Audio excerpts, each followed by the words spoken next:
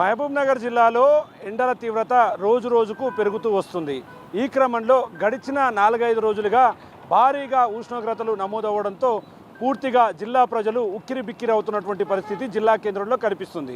ముఖ్యంగా గడిచిన వారం రోజులుగా దాదాపు 44 డిగ్రీల సెల్సియస్ ఉష్ణోగ్రత నమోదవుతుండడంతో ఒక్కసారిగా ప్రజలు తీవ్ర ఇబ్బందులు ఎదుర్కొంటున్నటువంటి పరిస్థితి కనిపిస్తుంది.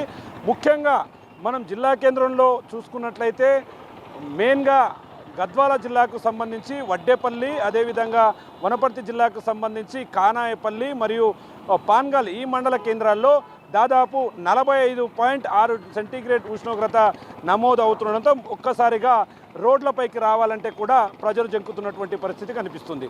ఇప్పటికే ఆయా జిల్లాలలో 45.6 ఏదైతే ఉష్ణోగ్రత మారిందో అక్కడ ఆ ప్రాంతాలను రెడ్ జోన్గా ప్రకటిస్తూ కూడా అధికారులు ఇప్పటికే చెప్పినటువంటి పరిస్థితి కనిపిస్తుంది. ముఖ్యంగా ఉదయం 8 గంటలు దాటితే చాలు బాణుడి బగబగలతో జిల్లా ప్రజలు ఉడికిపోతున్నటువంటి పరిస్థితి కనిపిస్తుంది.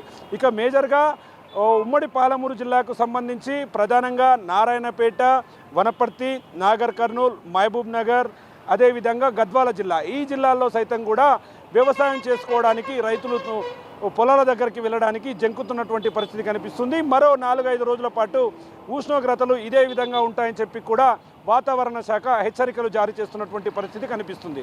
ఒకవైపు ఉద్యోగాలకు ఖచ్చితంగా వెళ్లాల్సినటువంటి వారంతా కూడా బయటికి వెళ్ళే సమయంలో ఎండల తీవ్రత వల్ల చాలా ఇబ్బందులు పడుతున్నారు. 10-10:30 దాటితే చాలు దాదాపు 42 సెంటీగ్రేడ్ల ఉష్ణోగ్రత దాటుతూ వస్తుంది.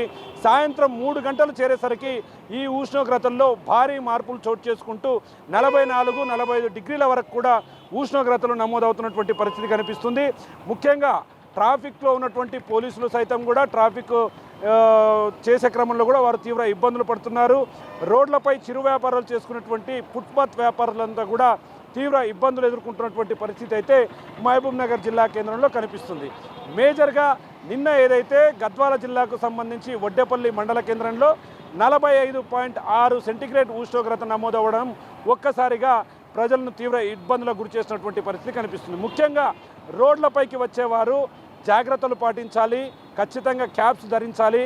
అదేవిధంగా మధ్యాహ్నం 2 గంటల తర్వాత వడగాలులు స్టార్ట్ అవుతున్నాయి. సాయంత్రం 5 గంటల వరకు కూడా ఎండల తీవ్రతో రోడ్లన్నీ కూడా పెంకులా మారినటువంటి పరిస్థితి జిల్లా కేంద్రంలో కనిపిస్తుంది. మరో 10 రోజుల వరకు కూడా పరిస్థితి ఇదే విధంగా ఉంటుందని చెప్పి కూడా అధికారులు చెప్తున్నారు. మరోవైపు వాతావరణ శాఖ కూడా దీని మీద చాలా క్లియర్గా ఇన్స్ట్రక్షన్స్ ఇస్తూ వస్తుంది. దీనికి సంబంధించి వృద్ధులు, మహిళలు వీళ్ళంతా కూడా రోడ్లపైకి రాకూడదని కూడా పూర్తి స్థాయిలో హెచ్చరికలు జారీ చేసినటువంటి పరిస్థితి కనిపిస్తుంది. ఇప్పటికే ఆయా జిల్లాలకు సంబంధించినటువంటి వైద్య శాఖ అధికారులు జిల్లాలకు సంబంధించినటువంటి ప్రజలకు ఎండల్లో జాగ్రత్తగా ఉండాలంటూ కూడా సూచనలు జారీ చేస్తున్నటువంటి పరిస్థితి కనిపిస్తుంది.